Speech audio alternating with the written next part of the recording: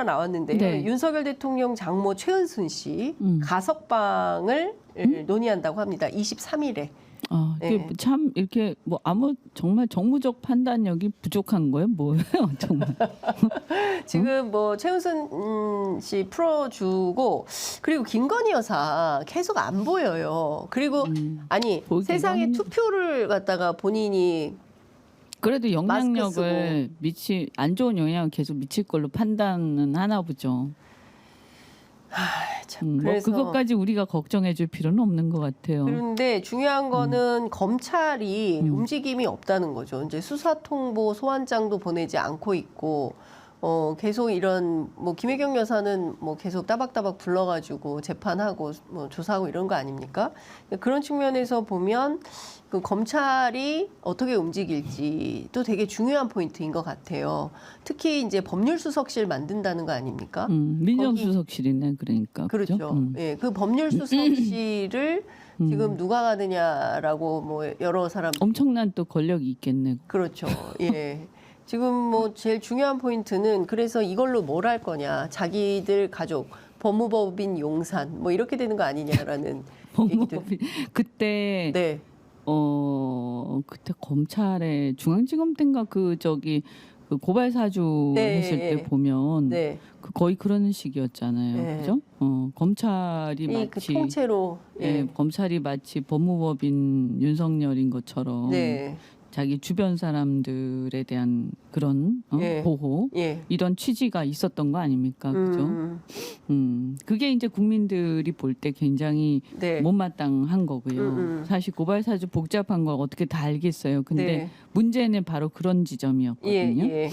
근데 지금 또 그렇게 한다면 그러면 가족을 보호하기 위해서 자신과 가족을 보호하기 위해서 대통령 되셨던 건가?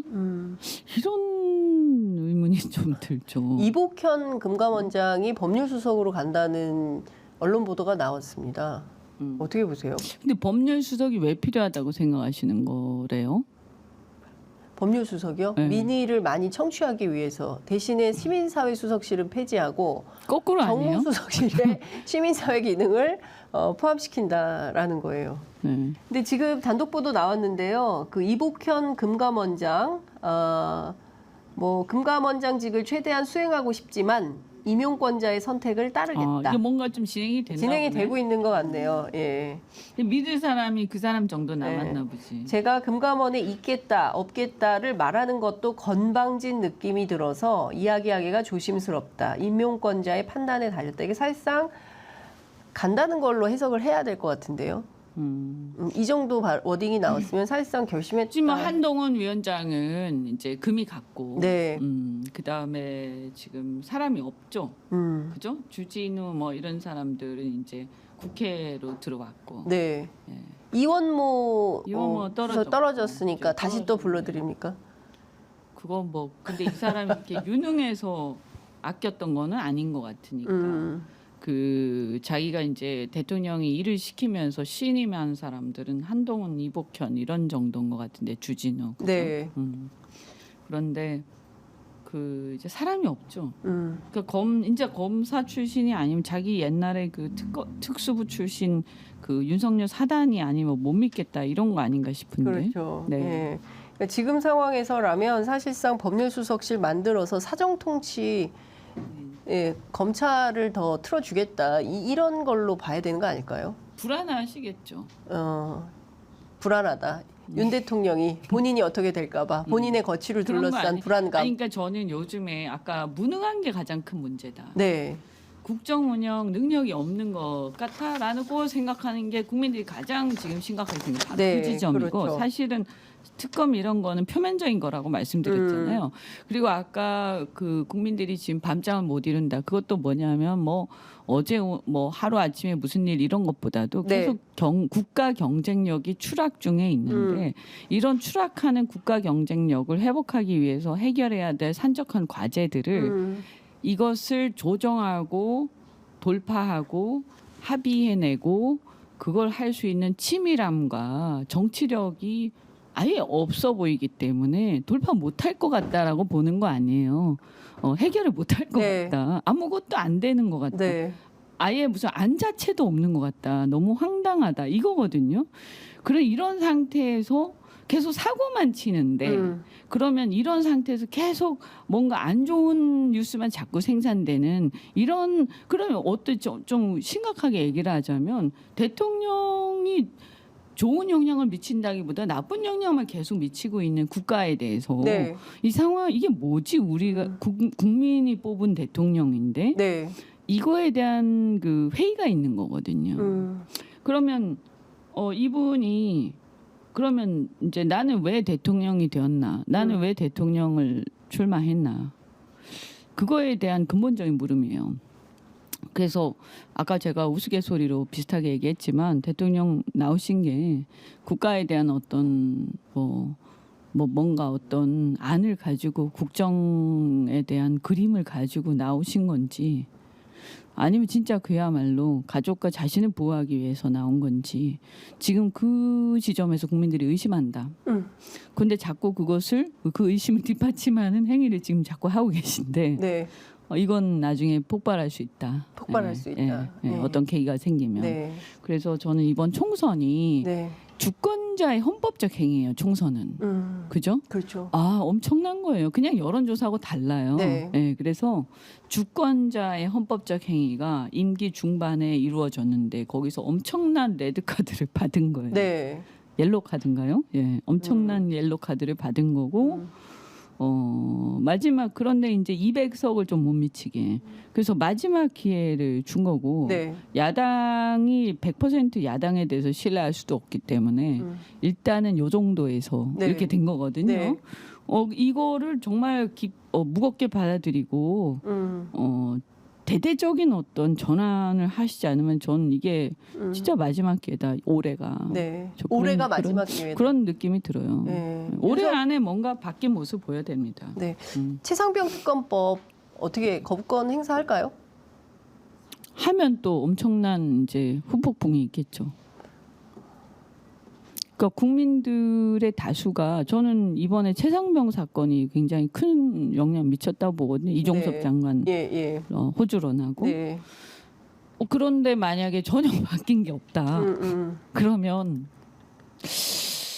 그래서 저는 최상병 사건에 대해서만큼은 예. 민주당이 자신감을 가지고 진행해 나가야 된다고 봐요. 예. 만약에 대통령이 거부권을 행사를 해요. 그러면 다시 재의결 바로 해야 된다. 5월 안에 재의결까지 마쳐야 된다. 이렇게 보십니까? 아니죠. 뭐 그거는 뭐 그거를 막초 다투기 할 필요는 없는데 네. 근데 이제 시간 일단 그게 이제 그 5월에 처리가 된 거기 때문에 네. 재의결도 그때 해야 되겠죠? 21대 국회에서 그죠? 네. 하고 그 다음에 다시 이제 22대에서 다시 또 벌어지겠죠. 뭐 이건 계속 해야 됩니다. 계속해야 된다. 이재명 대표의 연임은 어떻게 보세요? 저는 뭐 그 본인이 이제 일단 의사가 있을 때 얘기가 가능한 얘기인데 이런 건 있을 것 같아요. 그러니까 그 전에 대표를 한번 하셨잖아요. 네. 그런데 아마 그때는 대표의 권한을 제대로 이렇게 행사할 수 있는 그런 여건이 아니었을 거예요. 네. 아마. 근데 이번에 이제 총선을 통해서 승리를 하고 예. 그 물갈이를 이렇게 성공적으로 어쨌든 약간의 어떤 예. 뭐 이렇게 비판 지점은 있지만 전반적으로는 국민들이 결과적으로 국민의힘에 비해서 네. 민주당 혁신 공천이 잘 됐다 이렇게 평가하는 거거든요. 뭐 어쨌든 결과가 그렇지 않습니까? 네. 그렇다면 거기에 대해서 이제 본인이 이제 자신감을 가지고 예. 대표로서 제대로 한번 권한을 행사해서 대표의 역할을 해보겠다라고 네. 생각할 수도 있겠다. 저는 그럴 수 있다. 네. 그리고 그것이 만약에 그렇게 한다고 했을 때 만약에 당원들이 지지한다면 네. 그럴 수 있다고 봅니다. 당원들이 지지한다면 연임할 수 있다. 그러니까, 이게 네. 뭐 한 번 했으니까 네. 다시 하면 안 된다. 이거는 예를 들어서 한 번 할 때 충분히 기회가 주어졌단 모르겠는데 누가 보더라도 지난번에 이제 대표할 때는 여건이 당내 여건이 대표로서의 어떤 역할을 제대로 수행하기가 워낙 반대하는 네. 세력도 많았고요. 예. 그래서 사실 밖에서 보면 되게 딱할 정도, 안타까울 정도로 네. 대표로서의 어떤 그 뭐라고 지휘권 네. 이런 것들이 이렇게 크지 못했거든요. 네. 근데 이제 본인이 근데 이렇게 해서 많이 다시 맡아서 당을 지휘를 제대로 이제 하게 되는 거 아닙니까? 네, 네. 여소야대에서. 네. 이거 야당으로 뽑힌 거니까 네. 여당으로 다수당 뽑힌 거하고 또 다른 얘기거든요. 네. 그럼 이렇게 되었을 때 이것은 이제 대선 가도에서 보면 상당한 기회가 될 수도 있고 만약에 잘 해내면 네. 굉장히 이제 이 상승세로 가는 거고 대신에 또 이 과정에서 뭔가 이렇게 좀 길에 못 못했다. 미친다든지 리스크가 될 수도 있죠. 본인에게. 예. 예. 그 이제 본인이 판단하겠죠. 네.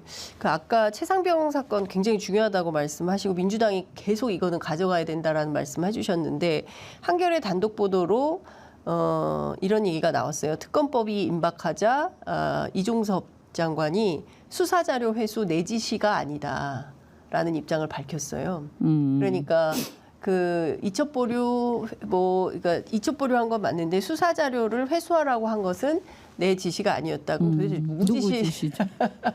그러니까 그런 걸 이제 특검으로 밝혀야 되는 거죠. 그러니까 특검을 안 할 수가 없고요. 뭐 자꾸 공수처가 이제 조사해 달라라고 이제 시간 벌기를 하고 그거는 있는데 안 되는 게 사실은 애초에 이건 공수처 수사 대상이 아니에요. 제가 볼 때. 네. 왜 그러냐면 여기에 지금 혐의 수사 외압에 의심을 받는 자에 네. 대통령이 들어가 있잖아요. 그렇죠.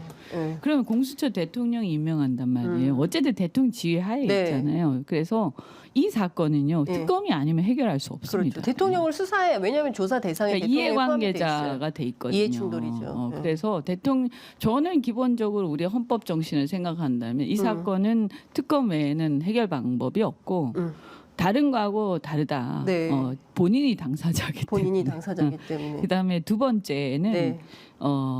대통령 이해관계자하고 당사자라서 거부권 대상이 아니다. 저는 이게 법리상 네. 물론 그렇게 규정된 바는 없지만 우리 당연히 헌법과 법률의 어떤 원리에 따라서 그렇게 해석해야 되는 거고 네.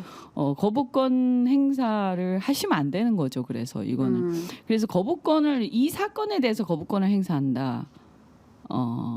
저는 그 자체가 헌법 위반의 소지가 있다. 위헌적인 그러니까 헌법 정신에 반한다. 네. 이렇게 봅니다. 알겠습니다. 자, 지금 뭐 계속 민주당의 뭐 속보가 나오고 있는데요. 그 세월호 특별법 직회부에서 단독 처리 한다는 입장이 나온 것이고요. 그리고 홍익표 대표가 여야 시급히 민생 추경안 편성에 협력해야 된다라는 입장을 국회에서 열린 정책조정회의에서 지금 방금 입장을 밝혔다고 합니다. 민주당이 여당 같아요. 아니, 그러니까 국회 다수당이 됐기 때문에 네. 이번에는 이제 지금 아까 제가 말씀드렸잖아요. 그러니까 네. 대통령의 국정 운영 능력이 지금 마비된 상태라고 보거든요. 많은 사람들이. 네. 그래서 민주당이 이제 정권 같은 민주당이 이제 여당 같은 그런 역할이 불가피해요. 근데 그것은 이제 좋은 점도 있지만 항상 또 우리가 명심해야 될 게 권한이 막강해질수록 거기에 대한 책임도 따른다는 거죠. 네. 예. 그래서 그 평가를 받게 될 거예요. 그래서 이렇게 그 거침없이 우리가 할 것들은 해나가되 네. 아까 최상병 사건 네. 이런 거는 절대 다수의 국민들이 위임을 분명히 해준 거지 않습니까? 네. 그런 건 아주 거침없이 해야 돼요. 근데 조금 아리까리하거나 약간 소수의 지지를 받는 사안들이 있어요. 네. 그런 거 잘 살펴서 그것은 우리가 전적으로 위임을 받기 전에는 조금 절제할 필요가 있어요. 그러니까 좀 강약 조절을 해 나가면서 네. 지금 해야 될 네. 일들을 우선적으로 왜냐하면 너무 막 그렇게 되면 나중에 여론이 네. 야당이 너무 세니까 또 좀 견제할 필요 이런 느낌으로 지금까지 아까 제가 말씀드린 것처럼 네. 대통령이 거부권으로 국회 발목을 잡고 있다. 네. 이게 훨씬 더 컸단 말이에요. 근데 이제 국회가 너무 막강해서 좀 견제할 필요가 있다. 이렇게 또 되면 네. 다음 선거에서 또 어려움이 영향을 있을 미칠 수 거 아닙니까? 있- 예, 예. 그래서 그것을 네. 잘 이제 조절을 해야 되는 네. 거죠. 제가 어제 강약 민주당이 조절. 어제 민주당이 이제 비상경제 대책회의 하는 거 보니까 어제 그 확실하게 섀도우 캐비넷 역할을 민주당이 시작했구나라는 느낌은 제가 받았습니다. 그래서 그동안 사실 민주당 뭐 하냐, 왜 일을 안 하냐, 뭐 이런저런 비판이 굉장히 많이 있었는데 어쨌든 이번 총선 결과로 확실하게 좀 틀어잡고 좀 책임감 있게 움직이는 모습 보면서 국민들께서 조금 민주당에게 좋은 점수를 주지 않을까라는 생각이 좀 들기도 합니다. 제 시간이 8분이나 지나서 이제 마무리를 해야 될 것 같은데요. 네. 여전사 이현주 의원에게 많은 국민들이 네. 야물딱지게 좀 싸워달라, 할 네. 소리 똑바로 하고 뭐 이런 기대가 많을 것 같습니다. 끝으로 22대 국회에서 어떤 역할을 하실지 시청자 여러분들께 한 말씀 부탁드리겠습니다.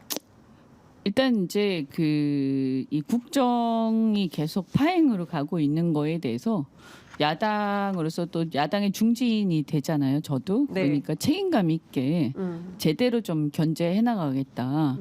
다만 이게 이제 이 견제가 이제는 아까 이 야당의 역할이 커진 만큼 네. 가벼운 견제보다는 상당히 책임감 있는 견제가 필요하다라고 생각합니다. 그래서 저도 이렇게 대안적인 또 아까 뭐 제가 CPF 네, 말씀도 네, 네. 드렸지만 뭔가 국민들한테 희망을 줄 수 있는 또 경제도 마찬가지고요. 네. 비전과 희망을 줄 수 있는 네. 이 구상과 얘기 이런 것들이 필요한데 거기도 또 제 역할이 있다고 보고요. 네. 어쨌든 견제 확실히 해나갈 때 해나가고 책임 있는 대안 제시할 때는 좀 제대로 고민해서 제시하고 네. 믿음직한 모습 보이겠습니다. 네. 네. 이제 뭐 삼선 중진이 되셨기 때문에 저희가 하여간 자주 모셔서 국회 이러저러한 현상들을 많이 분석해 주시면 좋을 것 같습니다. 오늘 말씀 잘 들었습니다. 고맙습니다. 네, 고맙습니다.